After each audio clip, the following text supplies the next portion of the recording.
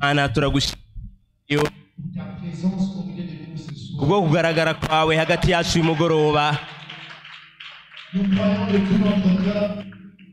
wacu wose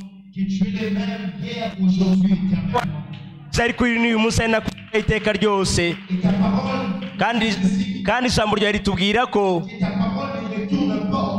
ijambo ryawe ritajya rikugarukira gukora akazi karyo mu buzima bwacu. Ndasabye ngo iri jambo ryasohoka uyu mugoroba ribashe gutanga indwara muri mushiki wanjye, igisubizo ku kibazo cya mwene data, umunezero gakiza ugarurwe muri aya materaniro, icyubahiro kikugarukire data, kandi icyubahiro cyawe gisandare muri uyu mujyi, zawe zigaragaze muri rito mu gihe tukwiyeguriye. Amen. Amen. Imana ibaho umugisha utagabanyije. Imana ibaho umugisha. Ese hari umunezero uyu mugoroba? Mu nzu y'Imana iteka umunezero. Umuntu ahuye n'Imana mweta avuga ati ntabwo usohoka uko wari umeze. Amen. Ndashimira cyane umukuru Mwungeri Kumbi Josue, ndamushimiye n'umutima wanjye wose kuri aya mahirwe akomeye yampaye yo kuvugira inyuma y'igicaniro cye.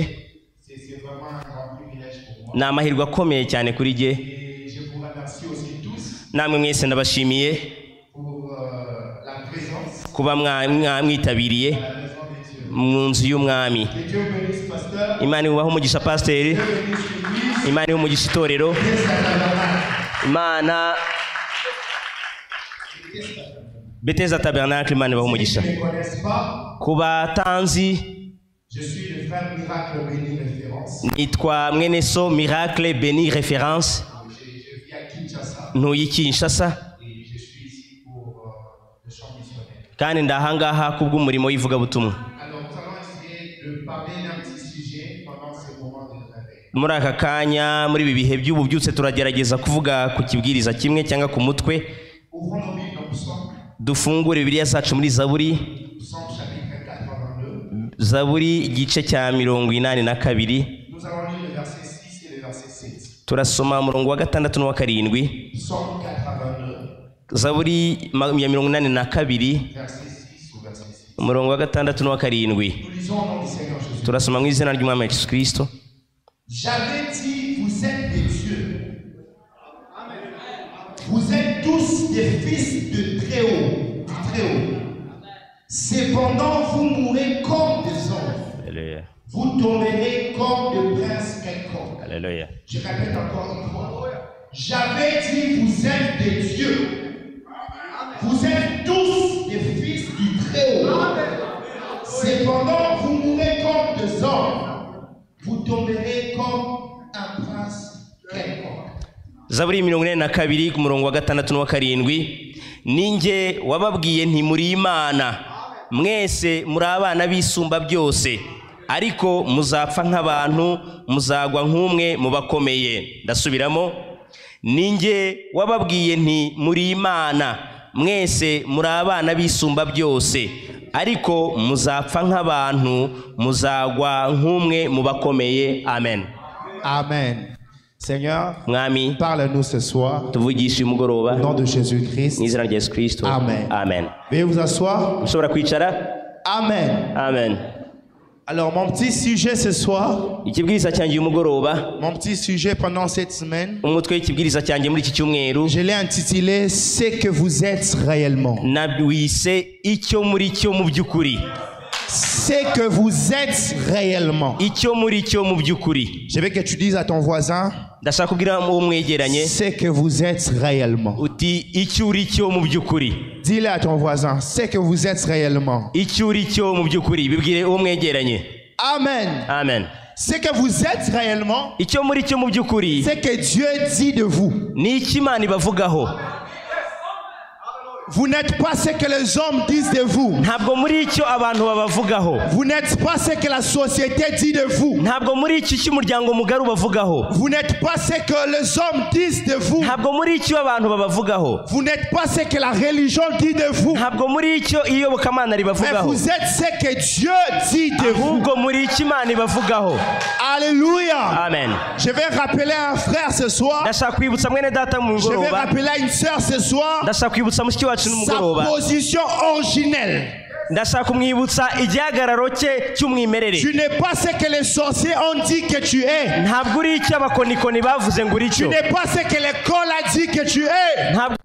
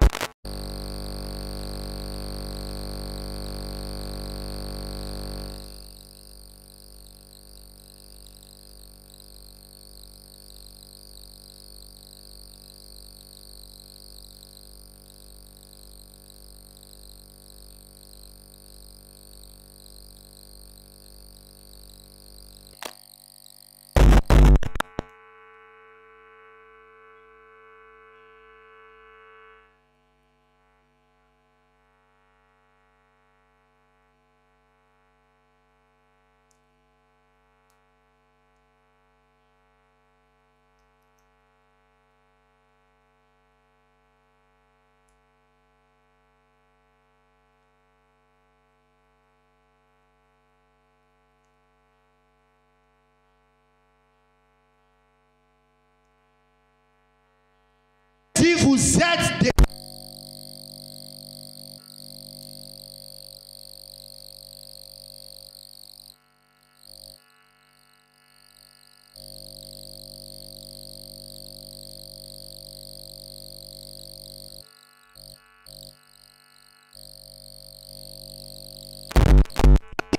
bourrique. ntabwo Imana yavuze ko utari umunyabwenge. C'est l'école qui t'appelle moins umubiri ni intelligent. ukwita ko utari umunyabwenge. Dieu n'a même pas dit que tu es riche. Ntabwo Imana yavuze ko uri umukire. Dieu a dit que tu es un Dieu. Alléluia. Imana yavuze ko uri Imana. Alléluia. Amen. Et alors que je parle de Dieu, mu gihe mvuga ku Mana, j'ai voulu consulter les dictionnaires nashatse kureba mu pour nkoranyamagambo savoir qu'est-ce qui signifie Dieu. kugira ngo menye Imana bisobanuye iki. Frère Branham aussi kuko mwene utilisait les Branham dictionnaires nawe yakoreshaga pour inkoranyamagambo savoir quelques mots. kugira ngo bamenye ubusobanuro bw'amagambo amwe Et n'amwe. quand je consultais mon dictionnaire maze ubwo narebaga mu pour nkoranyamagambo savoir yanjye ce qui signifie Dieu, kugira ngo menye Imana icyo bisobanuye, dans les dictionnaires on définit Dieu par ceci. mu nkoranyamagambo basobanura Imana gutya. On dit être suprême, baravuga bati ni ikibaho kirenze ibindi byose cy'ikirenga, par qui et dans qui tous les autres êtres subsistent et existent. mu nkoranyamagambo baravuga ngo Imana ni ikibaho cy'ikirenga binyuriye muri cyo kandi bishingiye kuri cyo ibindi bibaho byose bibasha kubonera ubuzima. Il a bien interprété. Je n'ai pas entendu, mais je le fais confiance. Ndamwizeye.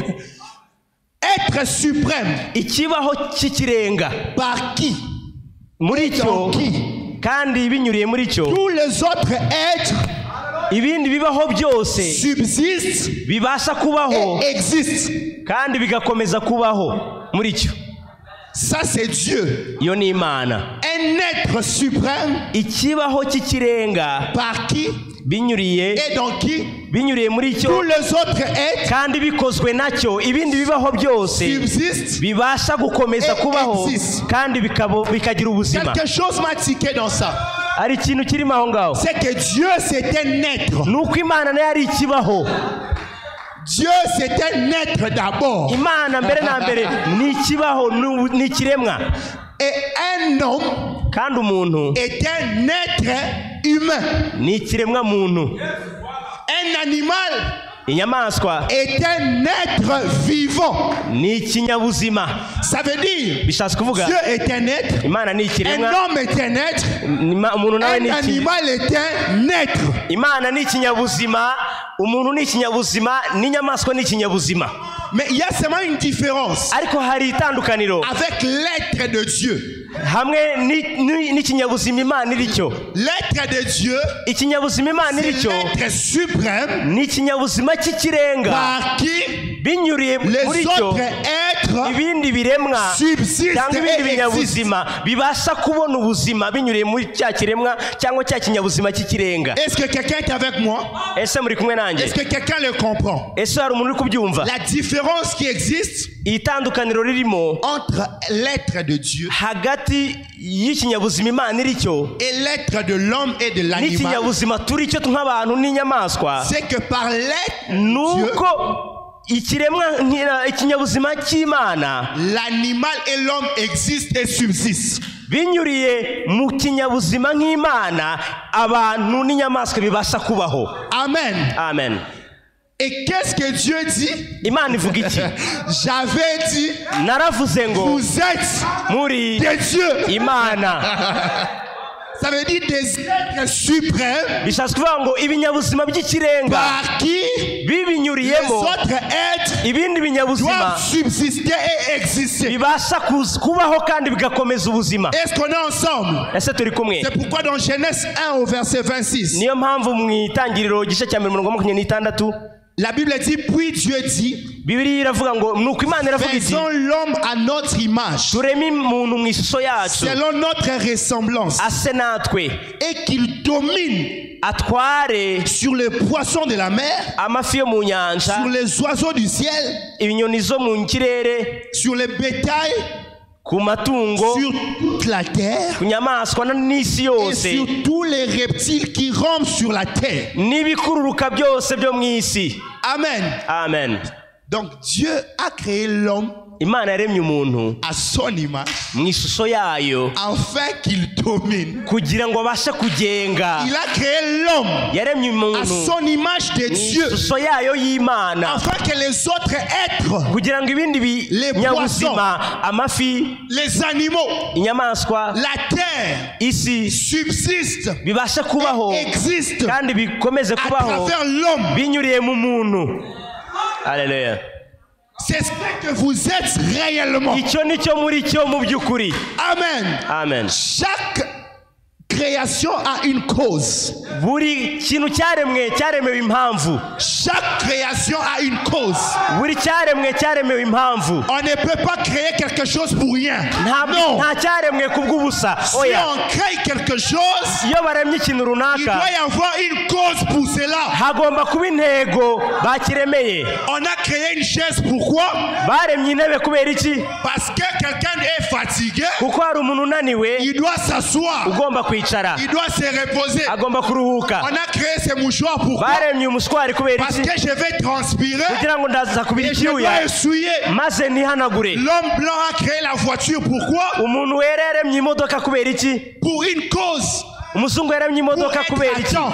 kugira ngo pour conduire, arriver vite, kugira ngo yihute, pour rouler et se cacher de la pluie en même temps. kugira ngo agende kandi atanyagirwa. Il y a toujours une cause. buri gihe hari intego. Et je me demande, kandi ndibaza c'est quoi la cause de la création de l'homme? intego umuntu yaremewe ni iyihe? Si chaque chose a une cause, niba buri kintu cyararemewe intego, c'est que la création de l'homme, ni uko kuremwa k'umuntu, niba buri kintu cyose cyaremwe kiremwa kubw'intego runaka, none ndibaza niba umuntu yaremewe iyihe ntego? Amen. Signalez-moi si je vais vite ou comment, parce que... Ok, parce que je n'écoute même pas. Alors, je disais, la création de l'homme aussi a une cause. navugaga ni kuremwa k'umuntu nako gufite intego. Dieu n'a pas créé l'homme pour rien. ntabwo imana yapfuye kurema umuntu gusa ku busa. Dieu a créé l'homme avec une cause. imana yaremye umuntu kubw'intego runaka. Est-ce qu'on peut lire Frère Branham? mweta Branham bivuga iki? Dans Jéhovah muri Yehova Yire de 1961, yo muri 61 du 12 mars, tariki 12 z'ukwa gatatu au paragraphe 70. ku gika cya 70. Frère Branham dit, Mweta Branham aravuga ati eh bien, yego il est ici dans son église aujourd'hui. ari hano mu itorero rye uyu munsi, Faites chair dans son église. yambaye umubiri mu itorero rye. Certainement. Niko bimeze. Elohim. Eh bien, nibyo. Oh, si seulement vous pouvez vous rendre compte iyaba mwabimenyaga que vous les hommes, ko mwebwe abantu vous avez été créés mwaremwe pour être des dieux amateurs. iyaba mwebwe abantu mwamenyaga ko mwaremewe kugira ngo mube imana mu isi. La cause de l'existence de l'homme. Intego yo kubaho k'umuntu. Frère Branham dit, Mweta Branham aravuga ati si seulement iyaba gusa vous pouvez vous rendre compte, mwabasaga kumenya vous les hommes, ko mwebwe abantu que vous avez été créés mwaremewe pour être des dieux amateurs. kuba imana ntoya. C'est ça la cause que Dieu vous a iyo créé. niyo ntego Imana yabaremeye. iyaba mwebwe abantu mwasobanukirwaga ko mwaremewe kuba imana nto. Dans Genèse 1:26, Itangiriro igice cya 26, Dieu dit, faisons l'homme à notre Imana iravuga image, ngo turimo umuntu mu ishusho yacu selon notre ressemblance, ase natwe afin qu'il domine. kugira ngo atware. Donc, la cause de l'existence de l'homme, intego yo kuremwa k'umuntu c'est de dominer, ni ugutwara, c'est d'assujettir, ni ugutwara, c'est de régner. ni ukuba umutware. Tant que vous ne dominez pas, tant que vous ne dominez pas, kuki mutatwara? Igihe cyose mudatwara, tant que vous ne dominez igihe pas, cyose mudatwara, vous mourrez comme des hommes. muzapfa nk'abantu. Tant que vous n'assujettissez pas, igihe cyose mudatwara, vous mourrez comme des hommes. muzapfa nk'abantu. Et frère Branham dit, Kandi Mweta Branham aravuga ati les péchés c'est manquer les buts. icyaha ni ukurata intego. Les buts de ta création, ma soeur. Intego yo kuremwa kwawe, Les buts de ta création, mon frère, intego yo kuremwa kwawe mwene data, c'est pour dominer. ni kubwo gutwara. Dis avec moi, je vais dominer. Vugana nanjye uti ngiye Dis avec gutwara, moi, je vais régner. nzatwara, nzima ingoma. C'est ça la cause de ton existence. Iyo niyo ntego yo kubaho kwawe. J'ai besoin de frères et sœurs Nkeneye mwene data na mushiki wacu qui régneront sur les maladies, bazategeka qui uburwayi, régneront sur la pauvreté, bazategeka ubukene, qui régneront sur les chèques, bazategeka qui kuneswa, régneront sur les convoitises. bazategeka irari. Oui, Yego. je suis créé pour dominer. Naremewe gutwara. Amen. Amen. Frère Branham dit, Mweta Branham aravuga ati il dit, vous êtes un fils de Dieu. aravuga ati uri umwana w'Imana, Vous êtes un héritier de Dieu. uri umuragwa w'Imana, Et vous avez un domaine. kandi ufite ubwami, Vous avez un domaine. ufite ubwami. Frère Branham dit Genèse 1:26. Mweta Branham aravuga ngo Itangiriro igice cya 26, Il lui a donné la domination sur toutes choses de la terre. yaduhaye ubutware bwo gutwara ibiri mu isi byose. Frère Branham dit, Mweta Branham aravuga ati il a fait un Dieu sur la terre. yagize umuntu imana yo mu isi. C'est vrai. Nibyo. Il lui a donné un domaine. Yaguhaye ubwami. Il est un roi. Umuntu ni umwami, Un Dieu. Imana. Frère Branham dit, Mweta Branham aravuga ati et c'est là qu'il a connu la chute. kandi aho niho yaguye. Il pouvait parler aux arbres. Yashoboraga kubwira ibiti Déplace-toi, ati va aho ngaho, déracine-toi de là uranduka aho ngaho, et sois planté ici. maze uterwe hano. Au vent, il pouvait parler au Yashobora vent kubwira umuyaga et aux vagues. n'imiraba Silence. ati ceceka, Et il s'est taisé. maze bigaceceka. Vous voyez, Murabona, l'homme que Dieu avait créé premièrement, umuntu Imana yari yaremye bwa mbere c'était un homme Dieu. yari umuntu Mana, C'était un homme qui avait le pouvoir yari umuntu ufite ubutware, ububasha sur toutes choses de la terre. ku bintu byose byo mu isi. Et Dieu pleure dans Psaume 82. maze Imana irarira muri Zaburi. J'avais dit, Nari naravuze c'est de Dieu. ni muri Imana. J'avais dit Nari naravuze que vous êtes de rois. ko muri abami. J'avais dit que vous ne pouvez pas pleurer. Nari naravuze ko mutagomba kurira. Mais cependant, None ibi ni iki? vous mourrez comme des hommes. Murapfa nk'abantu. Cet homme originel, du Uriya muntu we commencement, mu itangiriro il parlait aux arbres, yabwiraga ibiti, il parlait au vent, yabwiraga umuyaga il disait vent, silence, ati muyaga ceceka, tempête, reste là-bas. wankubiwe gumaho, Toi montagne, déplace-toi d'ici we wa musozi we vaho ngaho, et jette-toi là-bas. wijugunye hariya. Mais aujourd'hui, Ariko uyu munsi cet homme a perdu le titre de propriété. uwo muntu yatakaje icyemezo cy'umutungo, Il n'est plus capable de déplacer les montagnes. nta bushobozi agifite bwo gutwara Le imisozi. croyant a perdu sa position. Umwizere yataye igihagararo cye, Il a perdu son domaine. yatakaje ubwami bwe. Vous mourrez comme des hommes. Murapfa nk'abantu. Tant que tu n'as pas la puissance de déplacer les montagnes, Igihe cyose ntafite ubutware bwo gukura imisozi ahayo, tu meurs comme un homme. urapfa nk'umuntu. Tant que tu n'as pas la force en toi Igihe cyose udafite imbaraga muri wowe de parler à la maladie, zo kubwira tu uburwayi, es en train de mourir comme un homme. uri gupfa nk'umuntu. Mais ce soir, je suis venu Ariko uyu mugoroba te naje rappeler ce que tu es réellement. ngo nkwibutse icyo uri cyo mu by'ukuri. Amen. Amen. Frère Branham dit, Nyatabara navuga ati il était Dieu, yari Imana, un Dieu amateur, Imana nto, un fils de Dieu, umwana w'Imana. comme vous êtes le fils de votre père. Nk'uko uri umwana, nk'uko muri abana babaso. Le fils de Kumbi s'appelle comment? Umuhungu wa Kumbi yitwa nde? S'appelle Kumbi. Yitwa Kumbi. N'est-ce pas vrai? Siko bimeze. Le fils de Tenda s'appelle comment? S'appelle Tenda. Umuhungu wa Kenya yitwa nde?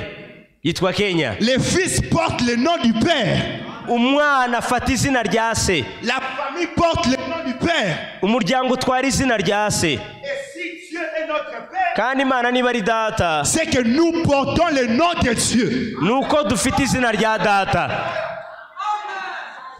C'est que je m'appelle Miracle de Dieu. Ni uko bisone ko nitwa Miracle C'est Imana. que tu t'appelles Josué Dieu. Uko witwa Josué Imana. Alléluia.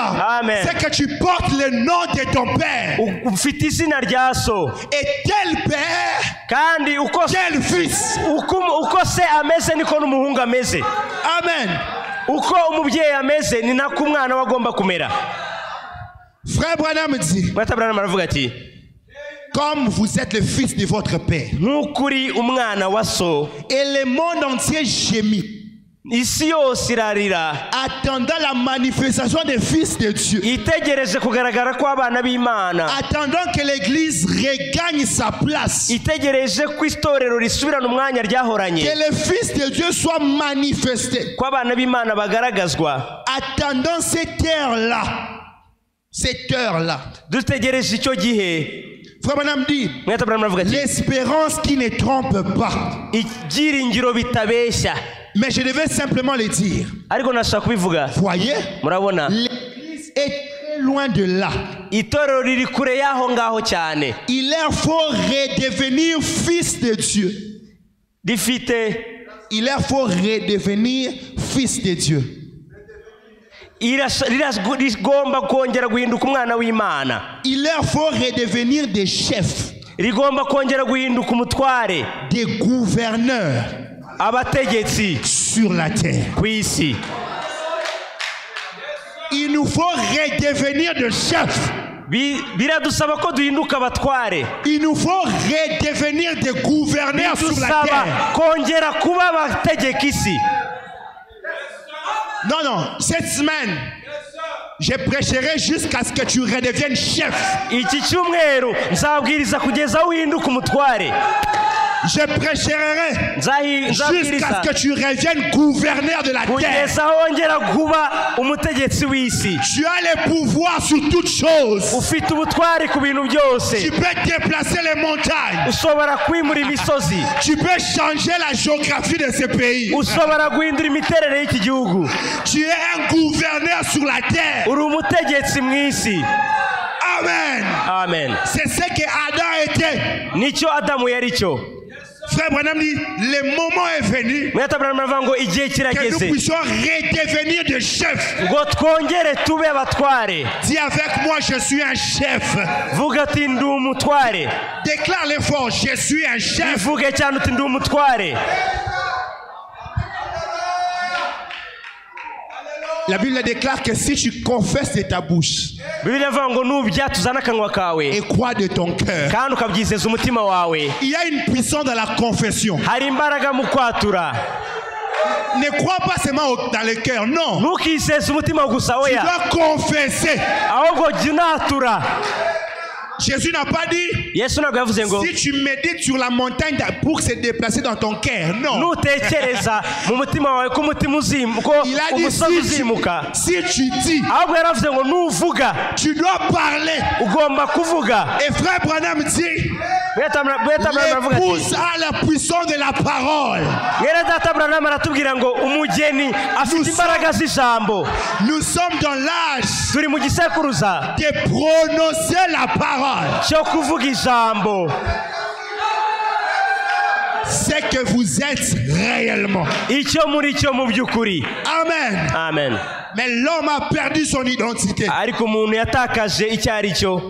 Vous avez perdu ce que vous devriez être réellement. Mwatakaje icyo mwagombaga kuba cyo mu by'ukuri. Frère Branham dit de la brèche entre les 7 âges de l'église. Mwene arabwiriza mu cyuho kiri hagati y'ibisekuruza birindwi Au by'itorero paragraphe 99. ku gika cya 99. Frère Branham dit, Mwene Branham aravuga ati eh bien, yego, lorsque Adam a péché, igihe Adamu yabwirije, pour avoir écouté les raisonnements de sa femme, igihe Adamu yakoze icyaha, pour avoir écouté les raisonnements de sa femme, kubera ko yari yumviye imitekerereze y'umugore we, au lieu de s'en tenir à la parole, aho kugira ngo agundire ijambo, voilà ce qui a fait pécher Adam. dore icyo Adamu yagomwe cyangwa yambuwe. Sa femme a raisonné avec Satan. Umugore we yatekereje nk'uko Satani yari yamubwiye. Puis elle a présenté les produits à Adam. Nuko abizanira Adamu. Et Adam a abandonné la parole et a tout vendu. Nuko Adamu areka ijambo maze agurisha byose. Vous voyez ce qu'a fait pécher Adam? Murabona icyo Adamu yacumuye? Adam a écouté les raisonnements de sa femme. Adamu yumva ibitekerezo by'umugore we. Sa femme a raisonné avec Satan. Satani, umugore we yari yatekereje hamwe na Satani. Frère Branham dit sa femme a raisonné avec Satan. Mwene Branham aravuga ngo umugore we yari yatekereje hamwe na Satani. Mon frère, ma soeur, Mwene data mushiki wanjye, tu n'as pas le droit de raisonner avec Satan. nta burenganzira ufite bwo gutekerezanya na Satani. Ne donne même pas à Satan l'occasion Wiha ndetse na Satani umwanya de raisonner avec toi. wo gutekerezanya nawe. J'ai dit ceci. Ndavuze ni Ne donne pas au diable l'occasion wiha Satani umwanya, de amahirwe raisonner avec toi. yo gutekerezanya nawe, Car kuko il n'est pas de ton niveau. ntabwo ari ku rwego rwawe. Je vais dire à quelqu'un ce soir, Ndashaka kubabwira uyu mugoroba, le diable n'est pas de ton niveau. Satani ntari ku rwego rwawe, Il est ton subalterne. ari munsi yawe. Satani ntari ku rwego rwawe, ari munsi yawe. Wimuha amahirwe yo gutekerezanya nawe. Dites-moi un peu, Mumbwire, un chef d'entreprise, umuyobozi w'ikigo cy'ubucuruzi, est-ce qu'il peut raisonner avec les gardes à la porte? ese ashobora gutekerezanya n'umuzamu wo ku muryango? Ese umuyobozi mukuru w'ikigo cy'ubucuruzi ashobora gutekerezanya n'umuzamu wo ku muryango?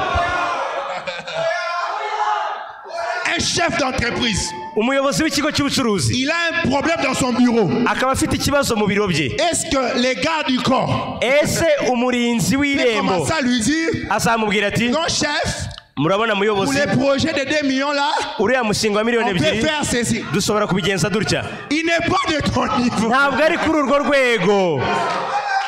Haleluya. Tu n'as pas le droit de raisonner. Je veux dire, le diable n'a pas le droit de raisonner avec toi. Ndashaka kubabwira ni Satani nta burenganzira afite bwo gutekerezanya nawe. Parce que kubera ko quand Dieu créait Satan, nk'uko Imana yaremye Satani, toi tu étais en Dieu. wowe wari mu Mana. Alléluia. Alléluia. C'est que tu es le créateur de Satan. Alléluia. Alléluia. Alléluia. Ibisobanuye ko ubwo Imana yaremaga Satani, wowe wari mu Mana, bishatse kuvuga ko nawe waremye Satani. Alléluia.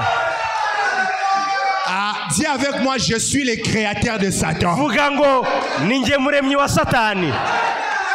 Ndi umuremyi wa Satani. Quand Dieu créait Satan, Igihe Imana yaremaga Satani, toi tu étais en Dieu. wowe wari mu Mana. Et tu as Alléluia. créé Satan avec Dieu. Alléluia. Wafatanyije n'Imana kurema Satani. Je me demande, Ndibaza, est-ce qu'une création ese ikiremwa peut discuter avec le créateur? cyajya impaka n'uwakiremye n'umuremyi? Je me demande, Ndibaza, est-ce que ce micro ese iyi mikoro peut commencer à dire à son créateur, yatangira kubwira non, uwayikoze, il fallait que je m'ajoute un peu de vis. wagomba Il kunshyira fallait indi que buro hano? C'est impossible. Ntabwo bisoboka. Alors à chaque fois que Satan Bityo rero igihe cyose Satani commençait à vouloir raisonner avec toi, ashaka gutekerezanya nawe, dis-lui Satan, mubwira uti Satani, tais-toi, ceceka, tu n'es pas de mon niveau. ntabwo uri ku rwego rwanjye. Alléluia. Alléluia. Un cochon Ingurube ne peut pas parler avec un humain. ntabwo yavugana n'umuntu, Il n'est pas de son niveau. ntabwo iri ku rwego rwe. Alléluia. Amen. C'est l'erreur que Ève avait fait. Niryo kosa Eva yakoze. Elle a raisonné avec un subalterne. Atekerezanya n'umuntu uri munsi ye. Amen. Amen. Ah, ce soir, Uyu mugoroba je vais dire ce que vous êtes réellement. ndashaka kubabwira icyo muri cyo mu Vous by'ukuri. êtes les créateurs de Satan. Muri abaremyi ba Satani. Ça peut être fort, Birakomeye, mais c'est vrai. ariko ni ukuri. Si Satan vient te dire, Niba Satani avuze iyi, non, tu peux faire ce péché-là. ushobora gukora kiriya Ce cyaha, n'est pas grave. ntabwo bikomeye, nta on va te birenze, pardonner. bazakubabarira. Dis-lui, Satan, tais-toi. Mubwira uti Satani, ceceka, Tu n'es pas de mon niveau. ntabwo uri ku rwego rwanjye. Satani niba kwihereranye agakongorera ati ushobora gukora kiriya cyaha, nta birenze, bazakubabarira nyuma. Mubwira uti ceceka, ntabwo uri ku rwego rwanjye. Non, tu vois. Oh, urabona, Ah, d'ailleurs, le monde est déjà abîmé. ndetse isi yarangiritse. Même si tu prends aussi cet argent-là, Nubwo wafata ariya mafaranga, personne ne saura. nta muntu uzabimenya. Bah, Dieu va toujours te pardonner. Imana izakomeza kubabarire, nta kibazo. Satan, Satani, tu n'es pas de mon niveau. ntabwo uri ku rwego rwanjye. Je vis dans une autre dimension. Mba mu kindi kirere, Dans une dimension élevée. mba mu kirere cyo hejuru cyane. Je suis dans les sièges avec les anges et Dieu. Ndi mu kirere kimwe n'Imana n'abamarayika. Satan, tu Satani, n'es pas de mon niveau. ntabwo uri ku rwego rwanjye. Frère, tu n'as pas le niveau de la convoitise. Non. Ntabwo uri ku rwego rw'irari, oya. Ce n'est pas ce que tu dois être réellement. Ntabwo ari cyo ugomba kuba uri cyo mu by'ukuri. Ma sœur, tu n'as pas le niveau terre à terre. Mushi wanjye, ntabwo uri kuri urwo rwego. Tu n'as pas le niveau de la pauvreté. Ntabwo uri ku rwego rw'ubukene. Tu n'as pas le niveau de la maladie. Ntabwo ari ku rwego rw'uburwayi. Si la maladie vient dans ta famille, Niba uri uburwayi buze mu muryango si wawe, une maladie ubwira uti indwara, sort dehors, sohoka, tu n'es pas de mon ntabwo niveau. uri ku rwego rwanjye. Amen. C'est comme un fou Ni nk'umusazi qui vient à la présidence. ugiye ku biro by'umukuru w'igihugu. Non, Oya. non, mais Oya. c'est fou. Uwo musazi, Ici, ce n'est pas ton milieu. aha ntabwo ari ahantu hawe. Va dans les lieux arides. Jya mu butayu. Est-ce que je peux avancer? Ese ushobora gukomeza? Frère Branham, Mwata Branham aravuga ati, aravuga ati, Dieu est le Dieu de l'univers. Imana ni Imana L'univers. y'isanzure. Frère Branham dit, Mwata Branham aravuga ati, mais son fils ariko umwana wayo fait cette terre sous sa propre autorité. yari afite iyi si munsi y'ubutware bwe. Dieu est le Dieu de l'univers. Imana ni Imana y'isanzure ryose. Mais toi, ariko wowe tu as cette terre ufite iyi si sous ta propre munsi autorité. y'ubutware bwawe. La Bible déclare, Bibiliya iravuga ngo partout où foulera la plante de tes pieds, aho uzakandagiza ikirenge hose je te le donne en possession. ndahaguhaye. Partout où tu as pétigné, Aho wakandagiye hose cela t'appartient. nahawe. Et quand quelque chose t'appartient, Kandi ikintu ari icyawe tu peux faire de cela ce que tu veux. ushobora kugikoresha icyo ushaka. Alléluia. Amen. Frère Branham dit, Abraham aravuga ati il pouvait prononcer la parole. yashoboraga kuvuga ijambo, Il pouvait donner des noms. yashoboraga gutanga Il amazina, pouvait déclarer des choses. yashoboraga kuvuga ibintu runaka, Il pouvait arrêter la nature. yashoboraga guhagarika ibyaremwe, Il pouvait arrêter la nature. yashoboraga guhagarika bimwe mu byaremwe. Je me rappelle de Josué Ndibuka Yosuwa qui avait compris sa position wari warasobanukiwe igihagararo alors qu'il cye, était en guerre avec les mendiants. yari mu ntambara n'abamadiyani. Il a dit non, non, non, non, aravuga non. ati oya oya oya oya, Non, non, la nuit commence à tomber. ijoro ritangiye kugwa, Il risque de prendre des forces. baraza kundusha imbaraga. Soleil, Wazuba we arrête-toi. hagarara aho ngaho, Et toi, lune, nawe kwezi suspends ta course guma aho ngaho uri jusqu'à ce que je combatte kugeza igihe ndanesha, et jusqu'à ce que je gagne. maze nkabona intsinzi. Mon frère, ma soeur, Mwene data mushiki wanjye, quand tu n'as plus de temps, iyo udafite igihe tu peux arrêter le temps. ushobora guhagarika igihe. Iyo ubona nta mwanya usigaranye ushobora guhagarika amasaha. Quand tu n'as plus le temps, Iyo udafite igihe, quand les choses vont vite, iyo ibintu biri kwihuta, quand l'âge avance iyo imyaka yihuse et que tu n'as pas encore accompli tes rêves, ukaba utarasohoza inzozi zawe, tu peux arrêter le temps. ushobora guhagarika igihe. Aïe, aïe, aïe, aïe, aïe, aïe.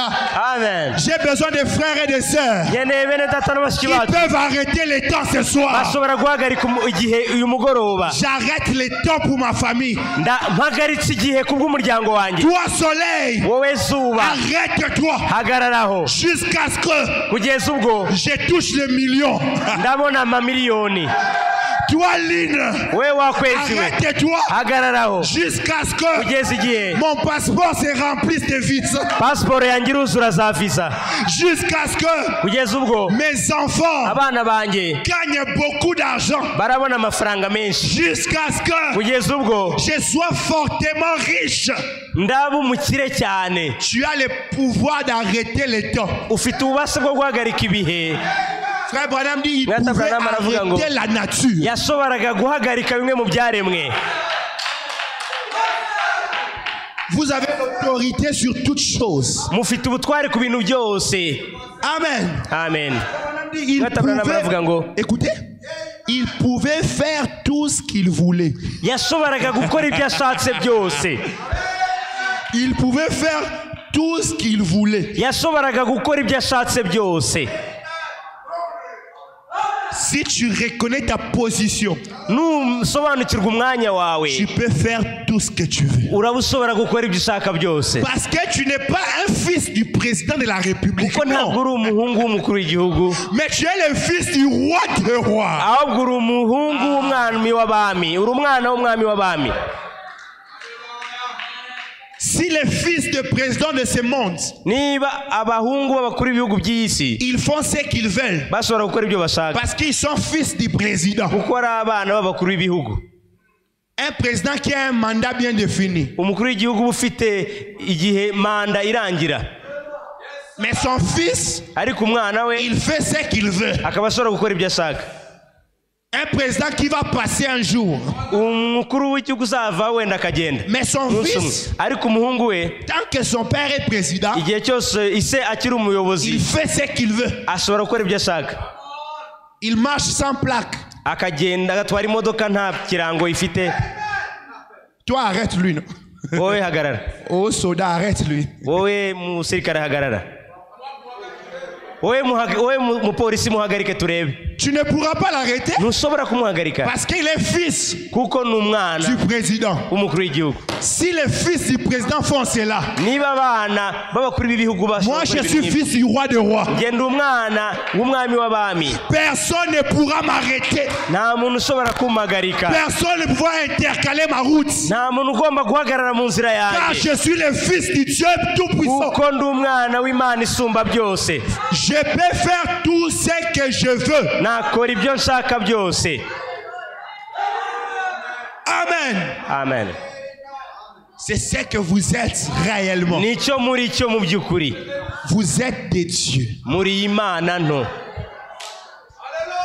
Jusqu'au dimanche, kugeza ku cyumweru je vais voir des frères et des sœurs de Dieu. ndashaka kuzabona bene data na bashiki bacu b'Imana.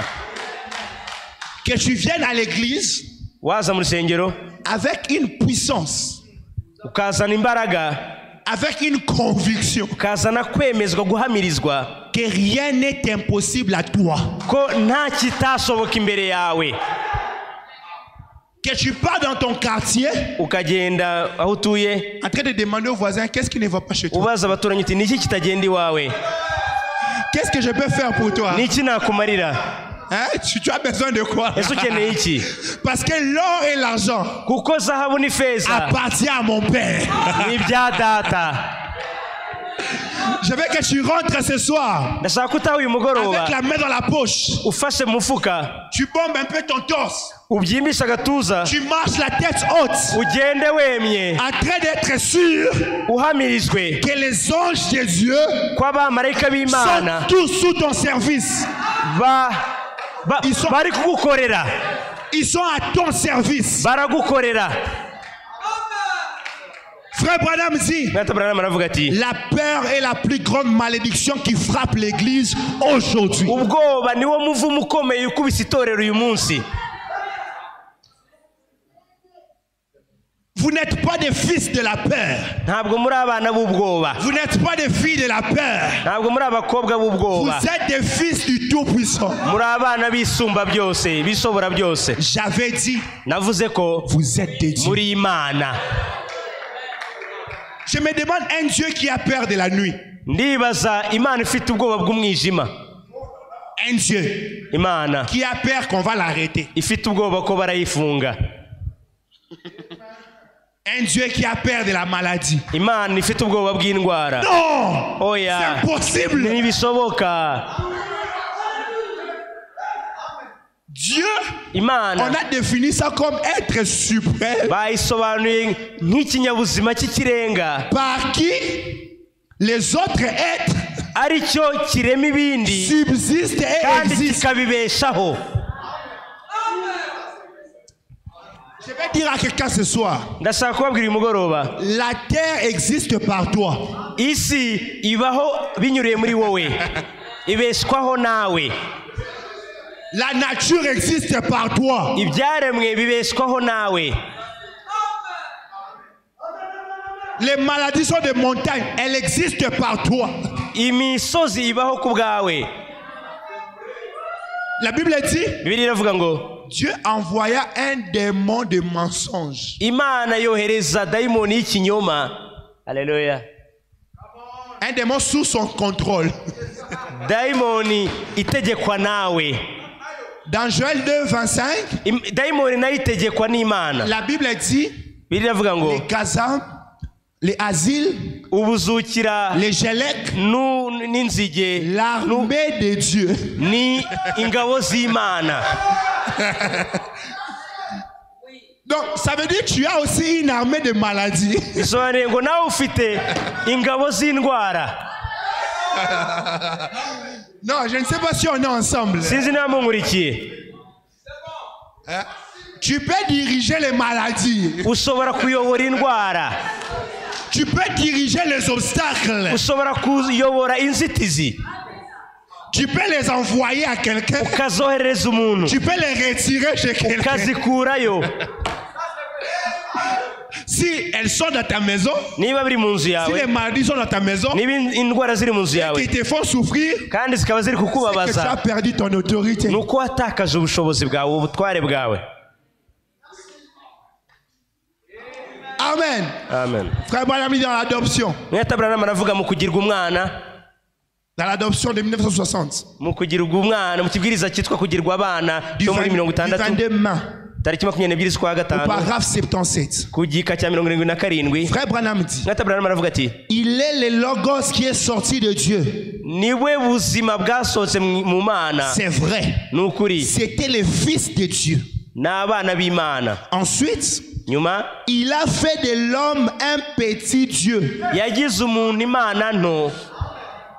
Et il a dit, Aravuga ati ils appellent ceux à qui la parole de Dieu est venue, les prophètes. S'ils appellent ceux à qui la parole de Dieu est venue, les prophètes, ils les appellent de Dieu. niba abo ijambo ry'Imana ryajeho bitwa abahanuzi, C'est à qui la parole de Dieu est venue. abo ijambo ry'Imana ryajeho, Et Dieu a dit lui-même Imana ubwayo yaravuze ngo qu'ils étaient de Dieu. abo ngabo ijambo ry'Imana ryajeho bari Imana. Il a dit à Moïse, Yabwiye Mose ngo je fais de toi un Dieu nkugize Imana et je fais d'Aaron ton prophète. kandi ngize Aroni umuhanuzi wawe. Frère Branham dit Amen. Mweta Branham aravuga ngo amen. Phew! J'agis peut-être comme un fanatique religieux. Ndasimbuka nk'umufana w'umunyedini. De la manière dont je bouge ici, c'est comme un fanatique Ndumva religieux. nishimye nk'umufana w'umunyedini. Frère Branham dit, Mweta Branham aravuga ati mais je ne le suis pas. ariko sindiwe. Oh, vos yeux peuvent s'ouvrir pour voir cette chose-là. Ese amaso yanyu ashobora gufunguka ngo mubone ibyo bintu. Il a fait de l'homme un Dieu. Yagize umuntu Imana. Un Dieu dans son empire. Imana mu bwami bwe. Et son empire s'étend d'un océan à l'autre. Kandi ubwami bwe bwavaga ku nyanja imwe bukagera ku yindi. Amen. Amen. D'un rivage à l'autre. Ku nkengero imwe kugeza ku yindi. Il en est le maître. Niwe mutware wayo. Jusqu'à quand s'étend ton empire? Kugeza he ubwami bwawe bugarukira. Ton empire, ce n'est pas dans ta petite maison là. Ubwami bwawe ntabwo burangirira muri ako kazu kawe gato. Ton empire, ce n'est pas à Kigali. Ubwami bwawe ntabwo burangirira I Kigali Et quand gusa. je sors cette ville, je suis en insécurité. Oh, iyo nsohotse muri uyu mujyi mba ndi mu mutekano muke. Je me sens pas à l'aise. Ntabwo numva ntuje. Frère Branham dit, Mweta Branham aravuga ngo ton empire, ubwami bwawe d'un océan à l'autre, buva ku nyanja imwe bukagera ku yindi. d'un rivage à l'autre. Kuva ku nkengero imwe kugera ku yindi. Ton empire est de l'est à l'ouest. Ubwami bwawe buva iburasirazuba bukagera iburengerazuba. Partout où foulera la plante de tes pieds. Aho ibirenge byawe byose bizakandagira. Cela t'est donné en possession. Aho haraguhawe. C'est ton empire. Ni ubwami bwawe. La terre est ton empire. Isi ni ubwami bwawe. Frère Branham dit, Mweta Branham aravuga ati et quand Jésus est venu, kandi ubwo Yesu yazaga comme il était Dieu, nk'uko yari Imana, le seul qui soit sans péché, umwe rukumbi utaragiraga icyaha, il a démontré, yagaragaje quand les vents ont soufflé, igihe umuyaga wahushye, il a dit silence. aravuga ati ceceka tuza. On a dit tel père, Baravuze ngo uko fils. umugabo ameze niko n'umuhungu amera. comporte-toi comme Dieu se comporte. Itware nk'uko Imana yitwara. Si Dieu était ici, Niba wari il ahangaha, allait faire quoi? Si Dieu était ici, Imana yiza kubira ahangaha, il allait faire quoi? yari gukora iki? Il allait dire quoi? Yari kuvuga iki? Quand Jésus était là, Igihe Yesu yari ahari ku isi, qu'il y avait un cas de maladie, hakaba hari uburwayi, Jésus venait, yarazaga il disait, toi, démon de maladie. akavuga ati we dayimoni y'uburwayi sohoka. Jésus n'allait pas. Yesu ntabwo yagendaga, Allô, oncle. alo data wacu, Vraiment. Ah, depuis qu'il est malade, on est avec lui ici. wa muntu ararwaye turi kumwe nawe hano, Il ne mange même pas. nta nubwo ari kubasha ibyo kurya. Est-ce que Dieu peut se comporter comme ça? Ese Imana yakwitwara ityo?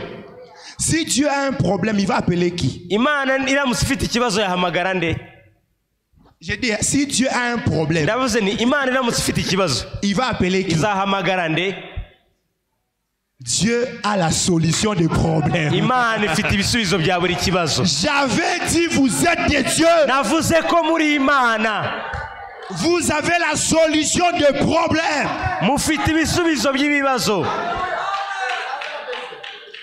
Comporte-toi comme Dieu se comporte. Itware nk'uko Imana yitwara. Parle comme Dieu parle. Vuga nk'uko Imana ivuga. La Bible dit dans Genèse 1. Mwitangiro igice cya mbere. La terre était informe et vide. Isi nta shusho yagiraga. Il y avait l'abîme sur la surface de la terre. Hari ubusa ku isi. Il y avait les ténèbres. Hari umwijima. Je n'ai pas vu Dieu appeler Michael. Ntabwo Imana yahamagaye Mikayeli. Dieu n'a pas appelé quelqu'un Ntabwo Imana yahamagaye umuntu pour lui dire il y a des ténèbres ici. kugira ngo imubwire uti hano hari umwijima. Il y a l'abîme ici. Hano hari La umwicuraburindi. Bible dit au verset 2. Hano hari ubusa. Dieu dit. Bibiliya iravuga ku gice cya Et kabiri le langage de Dieu. ngo Imana iravuga. À chaque fois il y a un problème. Mugire imvugo Dieu dit y'Imana. toujours. Imana iravuga buri gihe. Dieu dit Imana iravuga que la lumière soit. habeho umucyo. Alléluia. Amen. Quand tu as les ténèbres devant toi. Igihe ufite umwijima imbere yawe. Quand tu as les maladies devant toi. Igihe ufite indwara imbere Quand yawe. tu as l'obscurité devant toi. Igihe imbere yawe hari Quand icuraburindi. les choses ne marchent pas. Ibintu bitagenda. Parle comme Dieu parle. Vuga nk'uko Imana ivuga. Tu peux dire Ushobora kuvuga uti la lumière soit. habeho umucyo. Quand il y a les ténèbres. Mu mwijima Tu peux parler. ushobora kuvuga. La vie et la mort Urupfu n'ubuzima. sont au pouvoir de la langue. Urupfu n'ubuzima biri mu bubasha bw'ururimi. Est-ce que quelqu'un peut parler ce soir? Ese umuntu ashobora kuvuga uyu mugoroba? Je ne sais pas ton problème. Sinzi ikibazo Mais cyawe. est-ce que tu peux parler ce soir? Ese ushobora kuvuga uyu mugoroba? Amen. Il y a quelque chose Hari ikintu runaka que les croyants font toujours. abizera bakora buri gihe. Une erreur que les croyants font. Ikosa abizera bakunda gukora. Jésus a dit, Yesu aravuze ngo si vous avez la foi, niba ufite kwizera comme ces grains de sénévé, nk'akabuto ka sinapi, vous pouvez dire à cette montagne, ushobora kubwira uriya musozi écoutez bien, uti umva neza.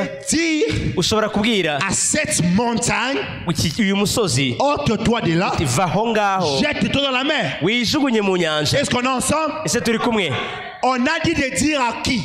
Bavuze kubwira nde? On a dit de dire à quoi? Bavuze kubwira iki? À la montagne. Umusozi. Kubwira Tu umusozi. dois parler à la montagne. Ugomba kubwira umusozi. Mais qu'est-ce que les croyants font? Ariko abizera bakora Les iki? croyants parlent de la montagne. Ahubwo abizera aho kubwira umusozi bavuga ku musozi. Bavuga iby'umusozi. Aïe.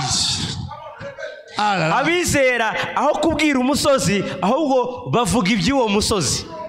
Les croyants, au lieu de parler à la montagne, Abizera aho kugira ngo babwire umusozi, les croyants parlent de la ahubwo montagne. abizera bivugira iby'umusozi.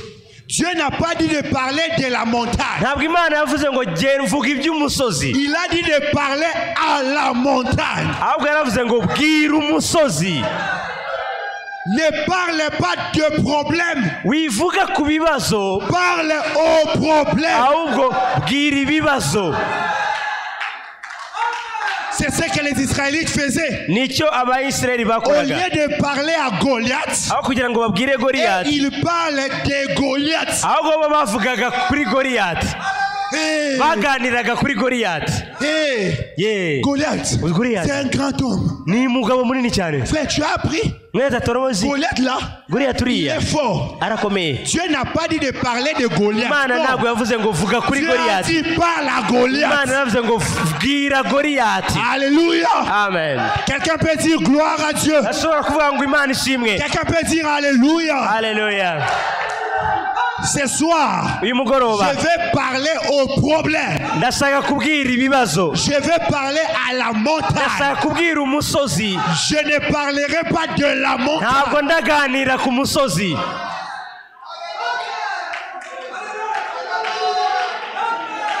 Ne sois pas l'agent publicitaire de ta maladie. Wihinduka uwamamaza indwara yawe. Ne sois pas l'agent publicitaire de tes problèmes. wihinduka uwamamaza ibibazo ufite. Parle comme Dieu parle. ahubwo vuga nk'uko Imana ivuga. Alléluia. Plusieurs aujourd'hui benshi uyu munsi sont des agents publicitaires de leurs propres problèmes. ni abamamaza ibibazo bafite. En d'autres termes, mu yandi magambo, tu es l'agent publicitaire de Satan. uri uwamamaza Satani. Frère Branham dit, Mweta Branham aravuga ngo la maladie est un démon. uburwayi ni dayimoni. Et quand tu parles de cela, kandi iyo kuvuga kuri iyo ndwara fais la propagande d'un démon. uri kwamamaza dayimoni. J'ai une question pour toi. ngufitiye ikibazo. Il te paye combien? ikwishyura ngahe? ese iyo uri kwamamaza uburwayi ufite bukwishyura ngahe?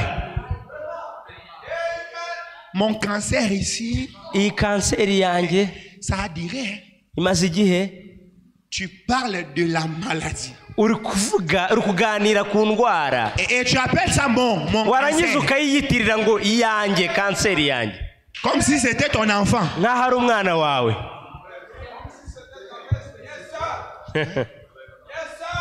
Ah, ma pauvreté ici. oh ubukene bwanjye aha On est habitué. Hein? twaramumenyereye. Ah, mon chômage ici. ubushomeri bwanjye aha. Et tu fais la propagande de cela. maze ukabwamamaza. Shalom frère. Shalom frère. shalom mwene data. Comment tu vas? umeze neza? umeze ute? Depuis le jour là, kuva wa munsi cya gihe, toujours la maladie que je buri t'avais gihe parlé. uburwayi ntakubwiye. bwa burwayi nakubwiye cya gihe nibwo nyifite. Et les frères qui ne connaissaient même pas la maladie, mwene data utazi niyo ndwara a connu la maladie. yarayimenye kandi ntayo yarazi. Tu es agent publicitaire de Satan. uri uwamamariza Satani. Ce soir, ne parle pas du problème. uyu mugoroba ntuganire ku kibazo, Parle au problème. bwira ikibazo. Ne fais pas la propagande de Goliath. wikwamamaza Goliyati, Parle à Goliath. bwira Goliyati. Alléluia. amen. David a entendu. dawidi Il yarumvishe, était venu laisser la nourriture. yari yazanye ibyo kurya, Il a entendu yumva ses frères bene se faire la propagande de Goliath. bari kwamamaza Goliyati. David a dit, dawidi aravuga ati comment ni gute on peut faire la propagande d'un incirconcis? mushobora kwamamaza utarakebwe? Moi je ne parlerai pas de Goliath. yewe ntabwo ndavuga kuri Goliyati. Montrez-moi Goliath. mumunyereke, Je dois parler à Goliath. ngomba kumubwira. Alléluia. Haleluya. Alléluia. amen. Et quand David a vu Goliath, maze ubwo dawidi yabonaga il Goliyati, n'a pas parlé de Goliath. ntabwo yaganiriye kuri Il a Goliyati. dit, yabwiye toi, wowe c'est incirconcis. waba utakebwe we, Tu seras écrasé. uracibwa umutwe, Je te couperai la tête. ndaguca umutwe. Lève-toi ce soir. haguruka Parle haguruka, à ton problème. maze ubwire ikibazo cyawe. Levez-vous ce soir. muhaguruke muhaguruke, Parlez à votre maze mubwire maladie. ikibazo cyanyu. Levez-vous ce soir. Parlez à votre situation. bwira ikibazo cyawe. Toi, c'est incirconcis. uti wowe wawe utarakebwe we, Qui es-tu urinde pour défier kugira ngo l'armée unkabirize des cieux? igisirikare cy'Imana? urinde Pour défier kugira ngo ukabirize les enfants de Dieu. abana b'Imana. Aujourd'hui, uyu munsi je te couperai la tête. ndaguca umutwe. amen. Je ne sais pas par quoi tu passes. ntabwo nzi ibyo uri kunyuramo ibyo ari byo, Je ne sais pas quel est ton problème. ntabwo nzi ikibazo cyawe icyo ari Mais cyo, ce soir, ariko uyu mugoroba regarde ta position.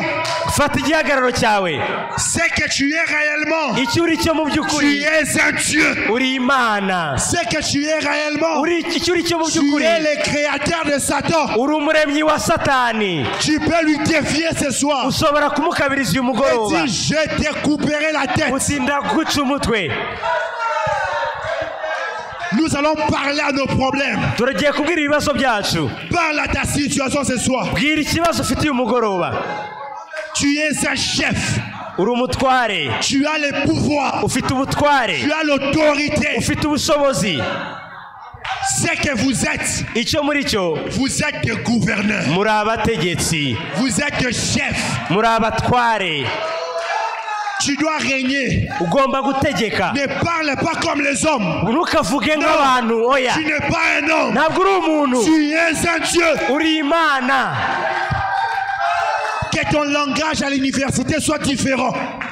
Que ton langage imvugo yawe à l'université kuri kaminuza soit différent des autres amis. ihinduke itandukane n'iyabandi. Que ton langage Imvugo yawe dans les quartiers aho utuye soit différent des voisins. ihinduke itandukane n'iy'abaturanyi bawe. Quand tout le monde parle de coronavirus, igihe abandi bose bavuga ibya coronavirus, toi tu parles de la guérison divine. wowe uvuge ibyo gukira indwara. Alléluia. Wakimana. Amen. J'ai une virus ce soir. Un virus ce soir. Virus y'umugoroba C'est le virus de la guérison. ni virusi yo gukira indwara. J'ai la guérison virus. Mfite gukira kwa virusi. J'ai le miravilis. Le Mfite virusi ibitangaza. Quand tout le monde parle de l'échec, igihe abantu bose bavuga gutsindwa, les affaires ne marchent pas, ibintu le ntibigenda, commerce ne marche pas. ubucuruzi ntibugenda, Toi dis-le. we vuga Pour moi ça va marcher. njyewe bizagenda. Haleluya. Parce que je connais ma position. kuko nzi igihagararo cyanjye.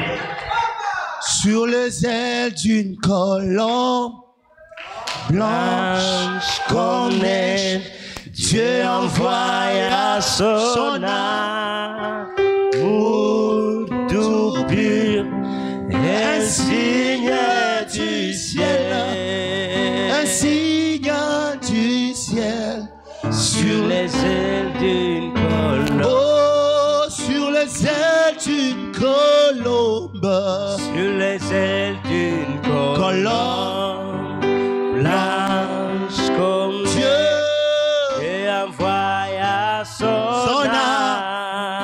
amour du pire, un signe du ciel, un signe du ciel, oh, sur les ailes d'une colombe. oh. Jésus-Christ, Jésus-Christ notre sauveur, 20 jours sur la terre, 20 jours sur la terre, né dans une étable, oh, Une crèche de pas, dans une crèche de pas, ici-bas, rejeté, mais non pas du ciel, mais non pas du ciel. Dieu lui donna son signe, Oh, Dieu lui donna son signe, sous les ailes d'une colombe, oh, sur les ailes d'une colombe. sous les ailes d'une colombe. Chante-le de tout ton cœur. Danse comme né, Oh. et envoya son amour du pays, Oh, un signe du ciel, un signe du ciel, oh, sous les ailes d'une colombe. Oh, bien qu'ayant beaucoup souffert, bien qu'ayant beaucoup souffert, bien de manière, j'ai crié pour la guerre. Tu peux crier pour la guérison ce soir. La nuit comme le jour. La nuit comme le jour. Mais ma foi ne fuit pas. Alléluia. Par le Père du ciel. Par le Père du ciel. Dieu me donne son signe. Alléluia. Dieu me donne son signe. Sur les ailes d'une colombe. Oh, sur les ailes d'une colombe. Sur les ailes d'une colombe. Blanche comme neige. Oh. Dieu envoya son amour du pire. Oh. Aïe, aïe, Signe aïe, aïe, du ciel, aïe, aïe. sur les ailes d'une colombe. Commence à prier là où tu es. tangira usenge aho uri. Commence à déclarer là où tu es. Tangira usenge aho uri. Tu peux parler à ton problème. Ushobora kubwira ikibazo ufite. Tu peux parler à ta maladie. Ushobora kubwira uburwayi ufite. Tu peux parler à ta situation. Ushobora kubwira ikibazo ufite. Dis-lui kibwire que tu es un Dieu. kuri Imana. Tu as le pouvoir. Ufite ububasha. Tu as l'autorité. Ufite ubutware. La vie de péché qui ne veut pas te laisser.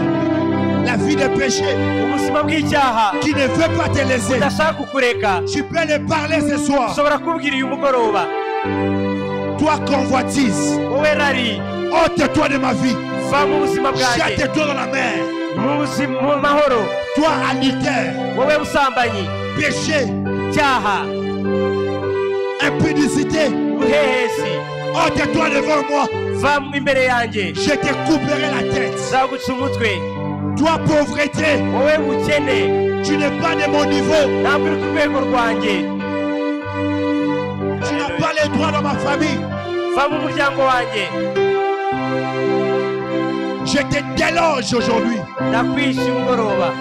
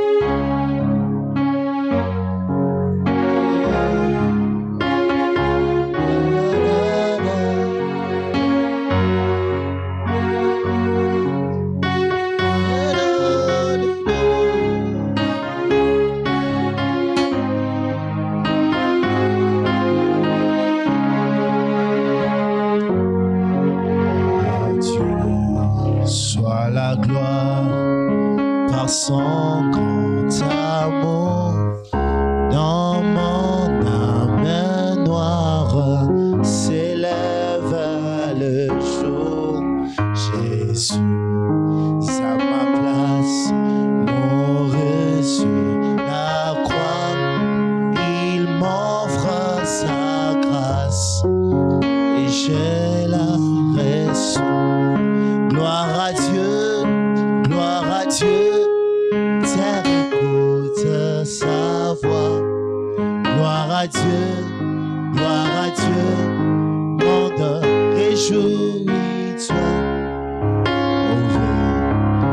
Au Père, Jésus se vainqueur, que toute la terre le Seigneur m'aime, bonheur suprême.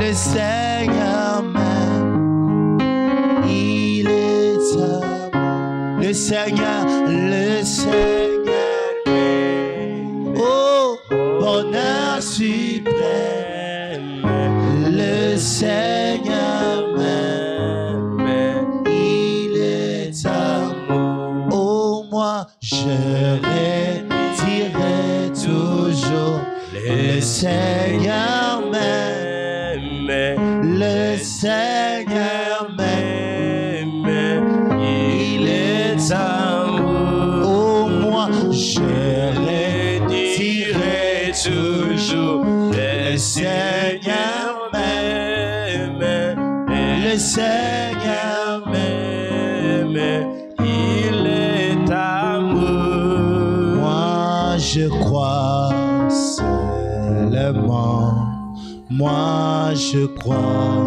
seulement, moi je crois seulement, moi je crois tout simplement.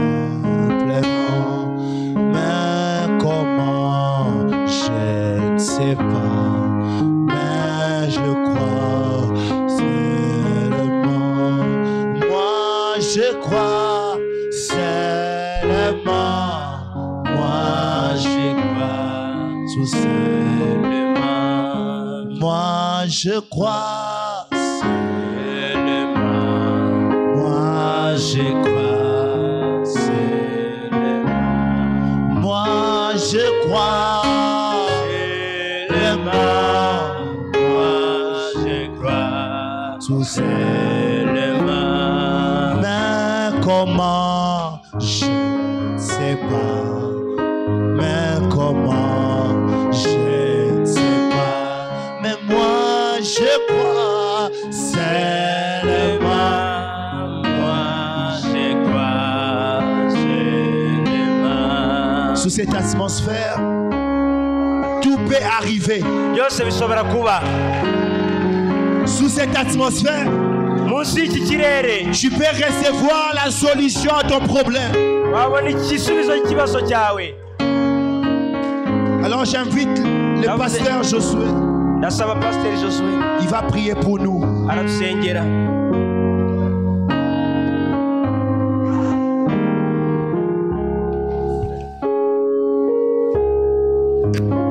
Tuzamura ibiganza byacu.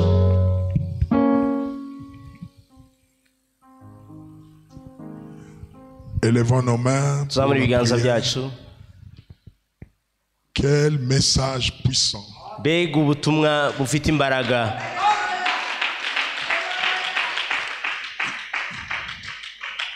Je vous dis la vérité, Ndababwiza ukuri. s'il y a un message, un sermon, une prédication que le diable n'aime pas que l'on prêche aux gens, Niba hari ikibwiriza ubutumwa Satani yanga ko babwiriza abantu uyu munsi, vous pouvez prêcher aux gens tout ce que vous voulez. ushobora kubwiriza abantu ibyo ushaka byose, Mais il n'aime pas qu'on prêche aux gens un seul sermon. ariko ntakunda ko babwiriza abantu ikibwiriza kimwe gusa.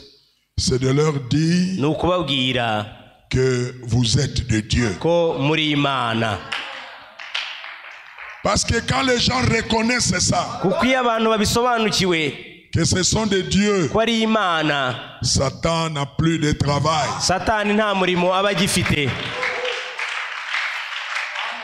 Il est fini. Aba arangiye. Et c'est ce que nous venons d'écouter ce soir. Kandi nibyo tumaze kumva uyu mugoroba. Nous ne sommes pas des hommes. Ntabwo turi abantu. Oui, nous avons le corps comme les hommes, Yego dufite imibiri nk'abantu, mais nous sommes des dieux. ariko turi Imana.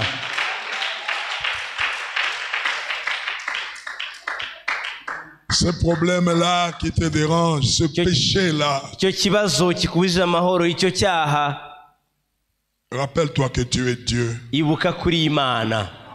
Rappelle-toi toujours cela. Buri gihe byibuke. Élevons nos mains. Tuzamure ibiganza byacu. Dieu, notre Père, Mana data wa twese, nous t'appelons notre Père. tukwita data wa twese. Moi, Je t'appelle mon Père. Njyewe nitwa nk'uko data yitwa. Et nous venons d'écouter ce soir. Kandi tumaze kumva uyu mugoroba. Tel père, tel fils. K'umwana amera nka se. Oh notre Père. Oh data wa twese. Tous ces problèmes qui nous ont dérangés, tous ces Ibibazo byose byatubujiye amahoro igihe cyose. la maladie, le souci, Indwara, amaganya, le péché, icyaha, la convoitise. irari. Ce soir, Uyu mugoroba nous venons de les commander tumaze kubitegeka au nom de Jésus-Christ mu izina rya Yesu Kristo de quitter notre chemin. bive mu nzira yacu. Nous voulons resplendir comme les étoiles. Turabagirane nk'inyenyeri. Oh Dieu, Oh Mana, que chacun de ceux qui a écouté ces sermons buri wese wumvishe iki kibwiriza ne puisse plus parler de ces problèmes. ntiyongere kuganira ku bibazo afite. Nous ne voulons pas devenir des agents publicitaires de nos problèmes. Ntidushaka guhinduka abamamariza ibibazo dufite, Mais nous voulons devenir ahubwo dushaka kuba des chefs, abatware, des gouverneurs, abategetsi, des dominateurs de nos problèmes. abagenga ibibazo dufite. Alléluia. Amen.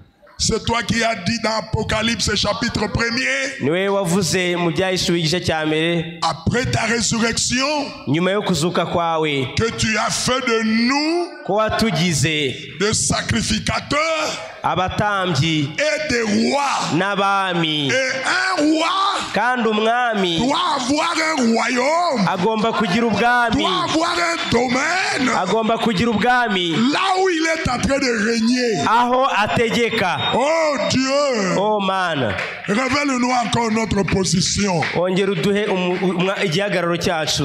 que les solutions aux problèmes viennent maintenant. Ibisubizo by'ibibazo bize nonaha Au nom de Jésus-Christ, mu izina rya Yesu Kristo. nous te rendons honneur, nous te rendons gloire Tuguhaye icyubahiro, tuguhaye ikuzo pour cette semaine kubw'iki cyumweru cyose, où nous allons connaître encore notre position. aho tuzaba turi kwibuka igihagararo cyacu. Merci Seigneur Urakoze mwami pour ce réveil de nos âmes. ubwo bubyutse bw'ubugingo bwacu.